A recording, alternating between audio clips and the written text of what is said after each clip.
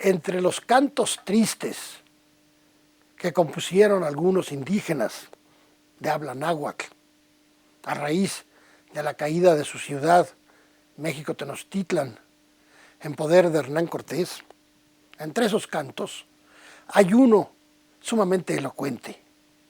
Va describiendo lo que ocurrió y en un momento dado dice: y nuestra herencia fue una red hecha de agujeros.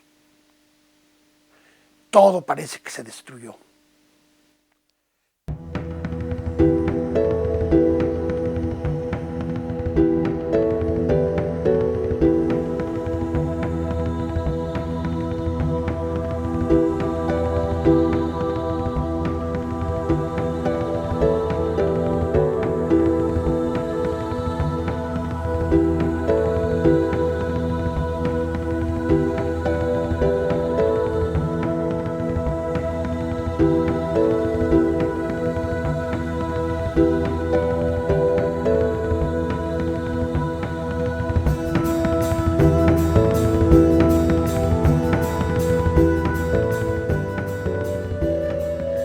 La conquista militar acaba propiamente en 1521, con la toma de la gran ciudad México Tenochtitlan.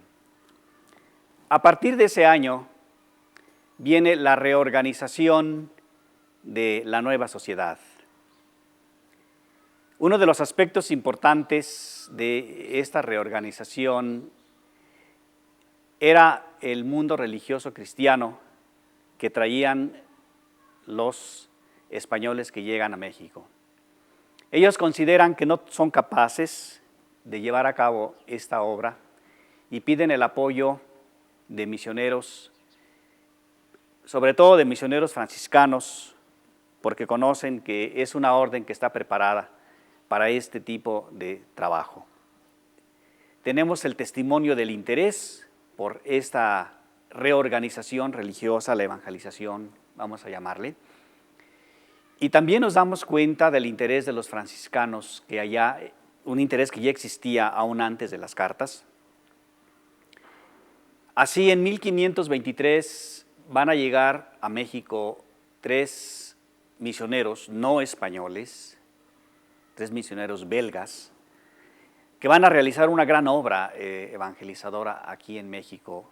Estos 3 misioneros fueron Fray Pedro de Gante, Fray Pedro de Agora y Fray Juan de Tecto. Llegan a México en 1523, pero no se pueden establecer en México Tenochtitlan. Es una ciudad, México Tenochtitlan, en ese año en reconstrucción. Había terminado una gran guerra de conquista, se empezaba a trazar lo que iba a ser la nueva ciudad y no había espacio para tener misioneros en la ciudad.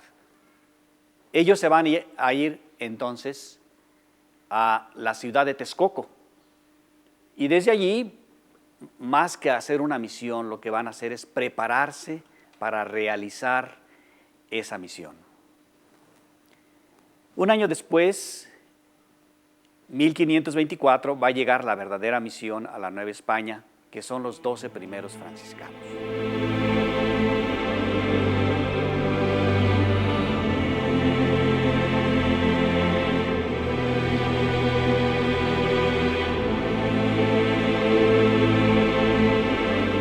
Yo creo que debemos reconocer otra cara de esta historia. Afortunadamente, entre quienes vinieron, entre los frailes sobre todo, entre algunos oficiales de la corona también, hubo algunos que se habían formado en el humanismo de la España del siglo XVI.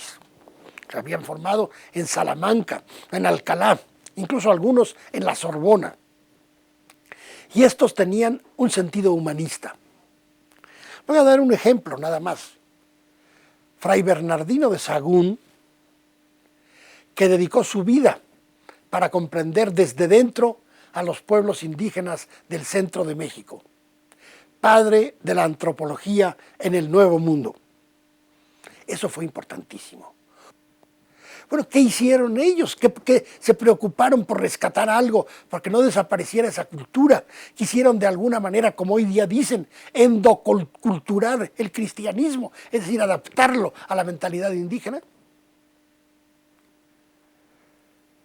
Desde un principio, los que llegaron quisieron aprender la lengua. Claro, en México se hablaban y se siguen hablando muchas lenguas. De hecho, se han perdido muchísimas. Yo calculo que cuando ocurrió la conquista seguramente habría más de 200 lenguas aquí en México. Ahora mismo hay cerca de 60 que se siguen hablando. Pero entre todas ellas había una, que es el náhuatl, que era una lengua franca, una lengua general, que servía de vehículo de comunicación.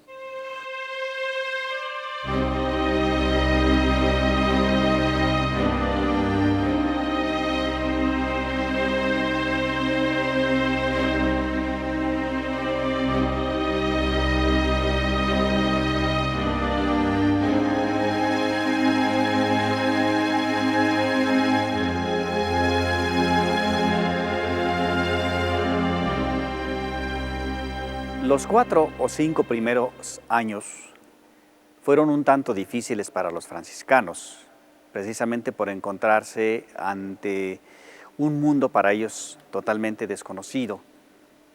De todas maneras, a pesar de esas dificultades, fundaron 4 comunidades, 4 conventos, desde los cuales iban a evangelizar a la Nueva España. Estos conventos fueron el de México, Tenochtitlan, capital de lo que había sido el gran imperio azteca, Texcoco, en donde había todavía el resto de un gran mundo cultural indígena, Huejotzingo, que fue un lugar estratégico militar muy importante, y Tlaxcala, la comunidad indígena que había ayudado a Cortés en la conquista. Los primeros 4 o 5 años, decía, fueron difíciles porque se desconocían mutuamente. Los franciscanos desconocían el mundo indígena desconocía el mundo cristiano.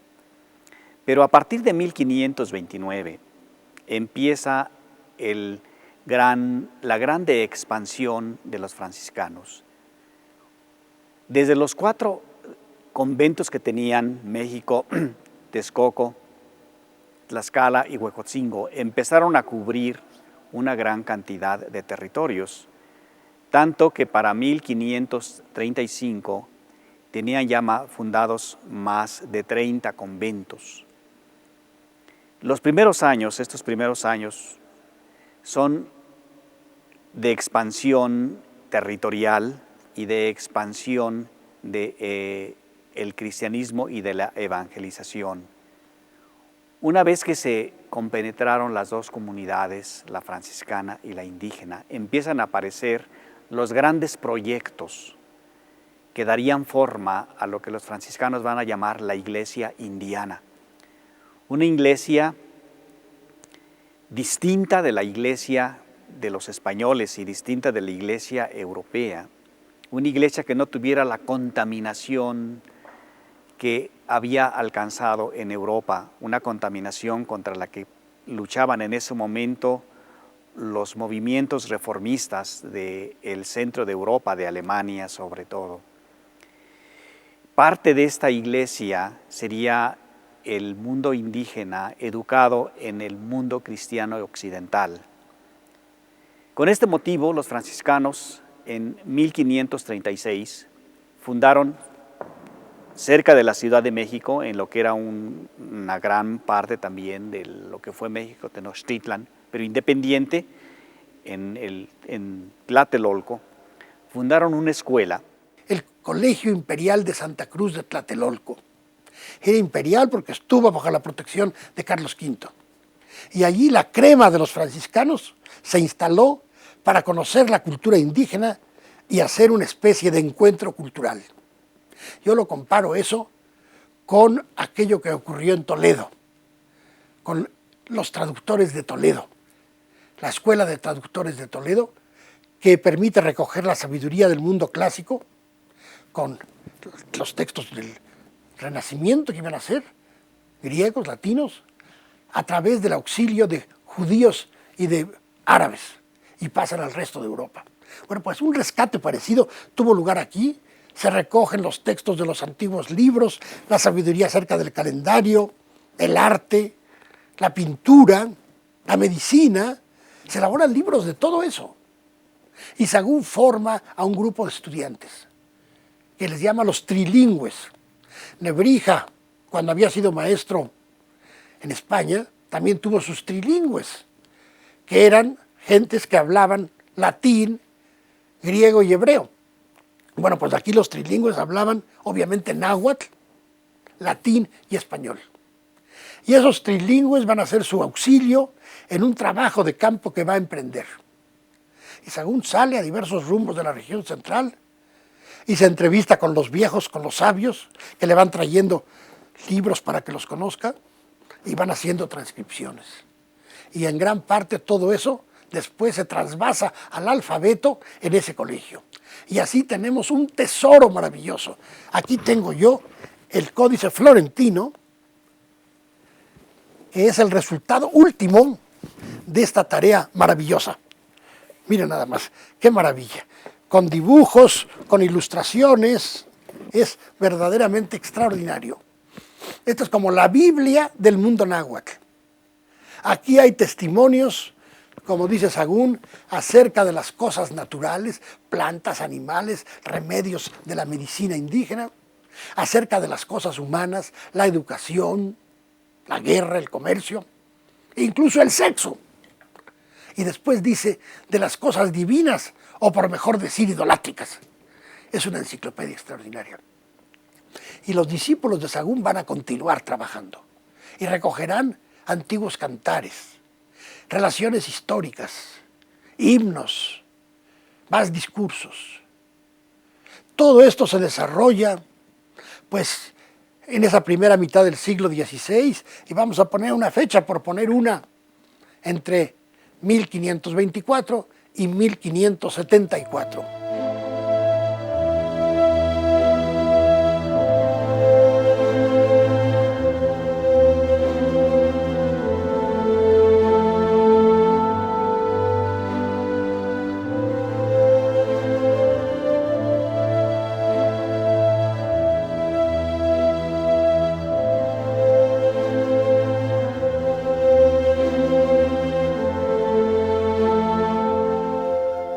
En el siglo XVI, los frailes franciscanos deciden iniciar la instalación de estos grandes conjuntos monumentales para la propagación de la nueva fe. Para ello, en lugares especiales, abiertos, se va a proceder con una reglamentación y con un orden muy particular. Primero tenemos un espacio abierto, cuadrangular, que está cerrado por una barda, a la que se le llama barda atrial, porque precisamente delimita este cuadrángulo que se le llama atrio y que está al aire libre. Habrá una entrada principal y tal vez otra o otra más secundarias. Sobre el eje principal del atrio, ese va a continuarse y seguirá años, un poco más tarde, cuando se levante el templo del convento. Pero al principio, los frailes vieron que los indígenas llevaban a cabo sus ceremonias al aire libre. Entonces tomaron esta misma idea. Vieron que en la época prehispánica, cuando ellos llegan, están las plazas, o sea, espacios abiertos, rodeados por sus cuatro lados por edificios, y entonces esto se viene a reflejar en el atrio. Pero es lógico que no haya que empezar por hacer los templos, porque no se sabía cómo hacerlos, ni se tenía la mano de obra. Entonces es necesario, primero que nada,